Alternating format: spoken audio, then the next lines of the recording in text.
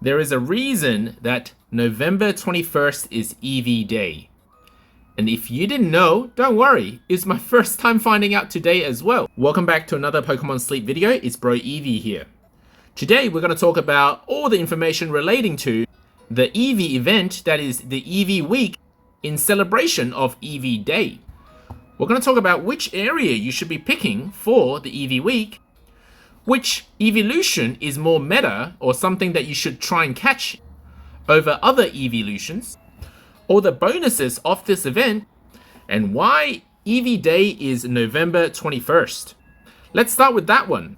As it turns out, the reason why November 21st is Eevee Day was decided by the Japanese people because the numbering for November 21st being 1121 sounds like the Japanese pronunciation for Eevee, which is Eevee. Why Eevee? Eevee E, meaning Ichi, meaning 1, makes perfect sense because November is the 11th month. So 1-1 is E. And the reason why 21 is Bui, now this one's a bit of a stretch. Apparently, another word for 2 in Japanese is Hutatsu, which sounds like boo, like butatsu. Therefore, 1121 is Eevee. Now that I've leveled up your Eevee knowledge, let's move on to the event information. And before I even talk about Eevee Day, we need to talk about 2 new Pokemon coming to Pokemon Sleep next week, 1 week before the Eevee event. And it actually coincides very nicely, and I'll tell you why. So Onix and Steelix are coming to Pokemon Sleep next week, and it will be available at Taupe Hollow. I believe it's going to be a berry specialist, because for rock types, we don't yet have a berry specialist. Same for steel types. And the reason why it's a good idea to go to Taupe Hollow next week to build up your area bonus is because for Eevee week, there are a lot of Eeveelutions in Taupe Hollow compared to some other areas, and we're going to go through them in a moment. Now, Cerebi.net has very neatly summarized the bonuses during this event. So one of the things that happens during this event is that all main skills, no matter which specialist, have a 1.5 times chance of being triggered, which is great because you're going to be able to get that Snorlax strength up a little bit higher during this week. And you'll be able to encounter a variety of different sleep styles Pokemon during this week with an exceptionally increased variety on the actual Eevee Day. Now, other bonuses that aren't listed here, one is that obviously Eevee will spawn a lot more than other Pokemon. The Eeveelutions have a slightly increased chance spawning than other Pokemon. And on Eevee Day, you're going to get 1121 sleep points for free. So if you're going to miss a day, don't miss Tuesday. Tuesday is going to give you 1100 sleep points. But if by accident you did, don't worry. I've tried this before. If it happens, just add sleep data, add manual sleep data. And while we're on this topic, just a reminder that any event bonuses count from the start of your sleep tracking, not at the end. So for the bonuses to apply, for example, the Eevee spawns to apply, you have to start sleep tracking within the event period. Now, entering Eevee event, you should consider whether you're actually going to catch the Eeveelutions or just trying to complete the sleep style decks. Typically speaking, it is better to evolve the Eevee so that you get higher inventory and a main skill level up higher, as opposed to catching it fully evolved. But if you've decided that you'll catch the Eeveelution anyway for whatever reason, then you can skip this next step. For those of you who are after completing their sleep style decks, what you should be doing is checking which Eeveelution you have the least amount of sleep styles completed. So for example, I go to my sleep style decks and I've only got 1 Umbreon style recorded. So it would be a good idea for me to enter this event to try and complete Umbreon's sleep styles. Now, if you are going to catch the Eeveelutions fully evolved, it's important to know, well, which one is actually good to catch and which area they're going to be in. So it just so happens that the thumbnail for this video includes all the Eeveelutions in their corresponding areas. So Sylveon and Jolteon and Leafeon, by the way, Leafeon is a new addition in terms of sleep style. These are available at Greengrass Isle. So previously, we could not find Leafeon in Greengrass Isle. Yes, we could evolve it, but we could never have actually encountered it as a sleep style.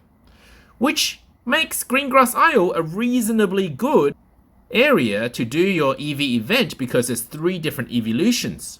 Especially if you're missing a healer, because Sylveon remains to be one of the top tier healers in this game.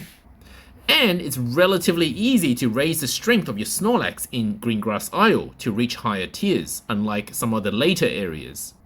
But unfortunately, I'm going to tell you now that Leafeon and Jolteon are not really that great as evolutions.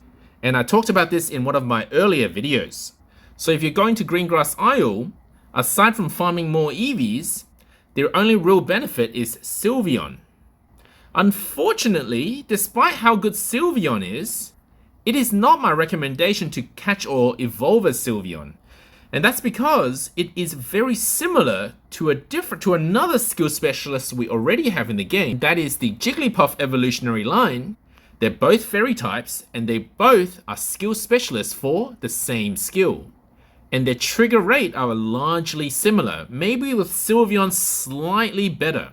But the problem with Sylveon is you're going to waste all of your Eevee candies, which could be used for any of the other Eeveelutions, just to raise one Sylveon that another Pokemon could cover its job for. And you really don't need 2 healers in a team, in my opinion. And if you have a Sylveon, what are you going to do with all the Jigglypuff candies anyway? So my recommendation has been to use Wigglytuff as the healer, even though Sylveon could sometimes be a little bit better. As for Cyan Beach, only Vaporeon is available there. By the way, I'm assuming that you know that Eevee is available in all areas, so I'm just talking about the Eeveelutions. And Vaporeon is not great either. Yes, it's a good skill specialist, but it's heavily competed for as a team member at Cyan Beach, which is where it is the favorite berry. There are so many, in fact the most number of Pokemon for typing is water types in this game.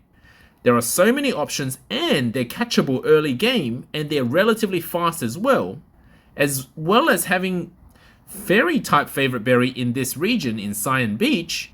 There's really not a lot of room to also fit a Vaporeon in your team. So if you already have a full team for Cyan Beach, you don't need a Vaporeon. And so comes my current recommendation for this Eevee week, Taupe Hollow. Now I'm going to assume that you can reach the minimum master level required to meet these evolutions, otherwise there's no point. Otherwise you should maybe just go to Cyan Beach or Greengrass Isle. You really want the highest drowsy power you can so that more of the Eevees and its evolutions will spawn. And if you're not sure, use next week where you have Onyx and Steelix spawning at Taupe Hollow to check how high a strength you can reach. So the minimum requirement to see an Umbreon and Espeon, we don't yet know what the number is for Flareon, which is a new addition to Taupe Hollow, is Master 1. So if you can't even reach Master 1, maybe stay away from Taupe Hollow. The reason why Taupe Hollow is, in my opinion, the best area for Eevee Week is because Flareon is relevant for 2 reasons. 1, it is favorite berry for Taupe Hollow, and there's not a lot of fast Pokemon for Taupe Hollow to begin with, although not quite as bad as for Snowdrop Tundra, which is why Umbreon is also an excellent evolution to go for, because you can use Umbreon at Snowdrop Tundra. But the advantage of Flareon is that it can also be used in any area, in any team, as a pot expander, which we've talked about as a useful skill when you're always on max ingredient bag. And Espeon, although not currently that useful, once Psychic Berries become relevant, Espeon would be a good candidate as well.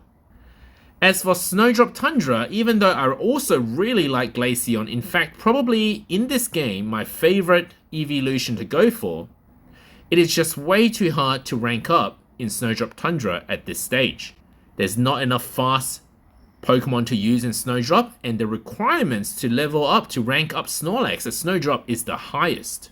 Even whales that I know have trouble ranking up the Snorlax tier in Snowdrop. And there's only one Eeveelution in this area. So if I were to rank the Eeveelutions, in terms of overall relevance in this game, I would say Glaceon is 1, with Umbreon and Flareon being 2, Espeon being 3, Vaporeon, Jolteon, and Sylveon for their own respective problems being number 4, and Leafeon number 5. And this is the messiest tier list you'll ever see. Thank you for watching, guys. If this video helped you, don't forget to like and subscribe. And good luck farming those Eevee candies.